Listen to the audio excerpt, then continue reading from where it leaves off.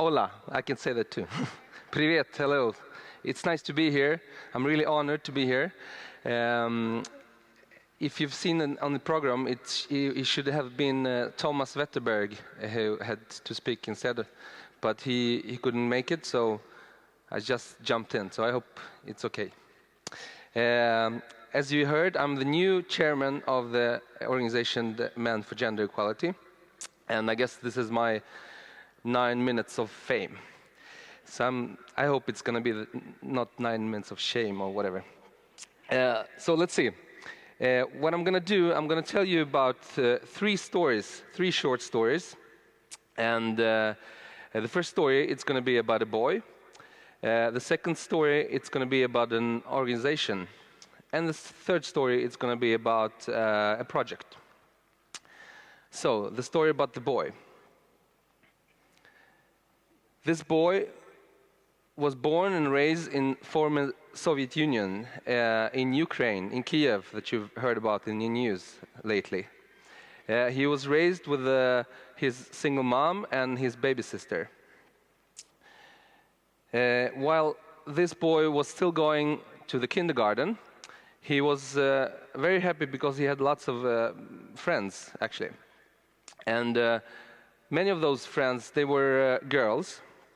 So one day, this boy was playing in the playground with 3 of those girls. And he was having a lot of fun. And suddenly a friend of the family came along, and he was watching this boy and girls playing. And suddenly this friend of the family says, "Wow, you're so macho. You have already 3 girlfriends." This boy, he was very embarrassed about this comment. He never thought about these girls as girlfriends or anything like that. He was only thinking them friends who he really loved to play with.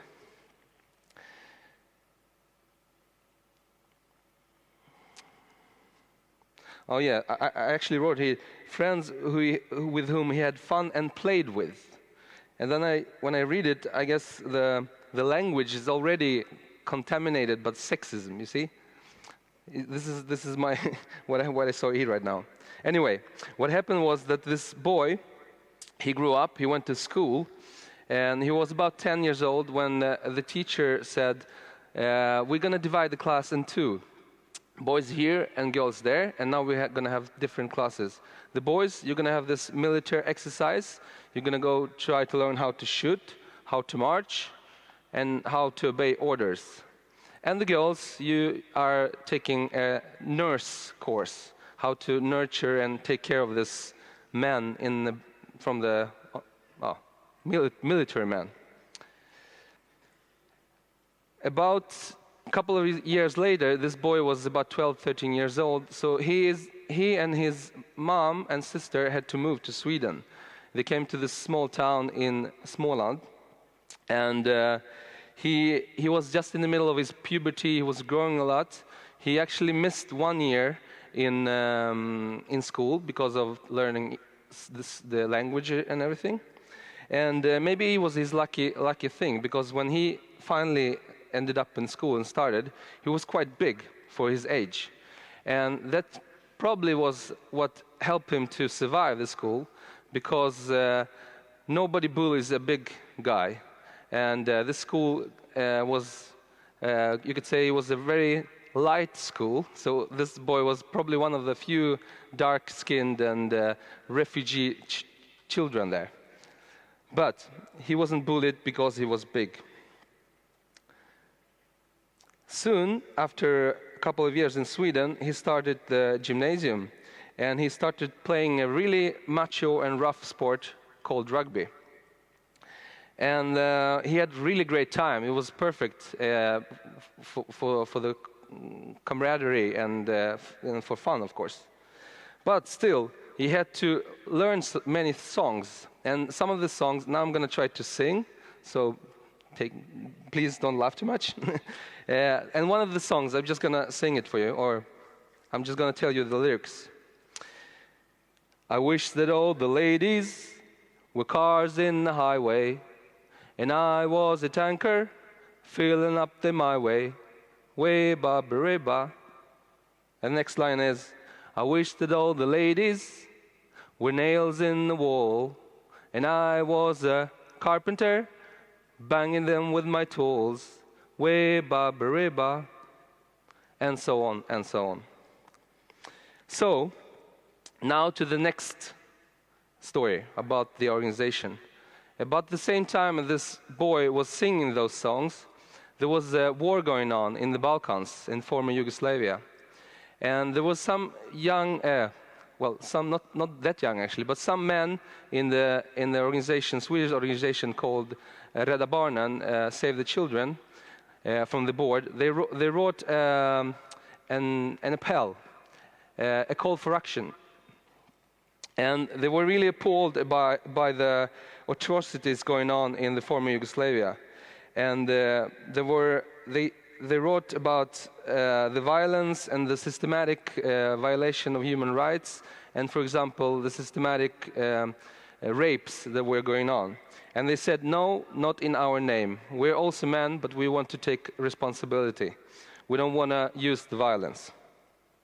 And this is actually how lots of men in Sweden started the organizing against the violence for gender equality.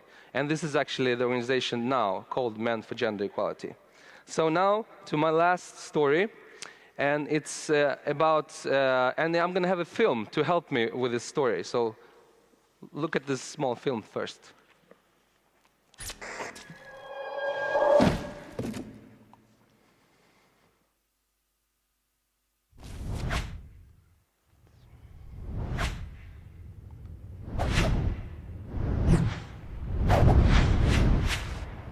Vad fan gör du? Seriöst? Lägg ner.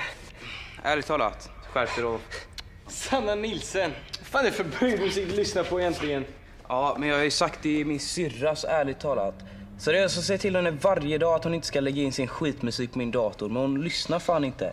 Här är något att lyssna på. Hide the Knife, så jävla bra. Lyssna.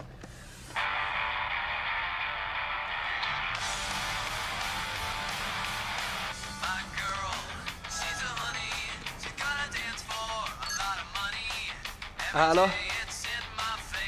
Ja, jag ska börja med att kolla. Ja.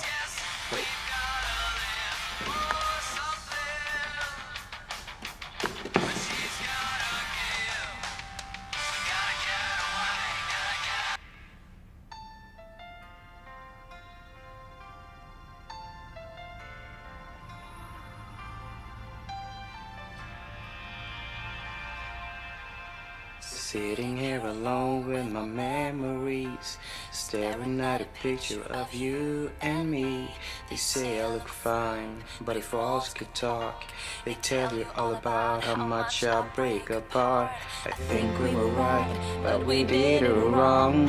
Ever since you left me, I just can't go on. No, I can't even read the news today, 'cause everything reminds me of yesterday. Empty room, empty heart since you've been gone. I must move on. Empty room. I never realized it could make me cry to hear the children laugh and play outside. A walk in the park shouldn't be. I'm sorry for the English translation didn't come on, but you can find it on YouTube with English translation too. So this is a project, Machofabriken, Macho Factory, and we did it together with women's organizations SKR and ROX, and together with a production company called Amfiproduktion. And this is 17 films where we discuss masculinities, and we try to break the norm between men and violence. And so to conclude with this story, which is a great project, I want you to invite you to be a part of this project. I want you to join us and help by joining Men for Gender Equality. And the last story, or the first story, as you probably already guessed, this was also my story. Thank you very much.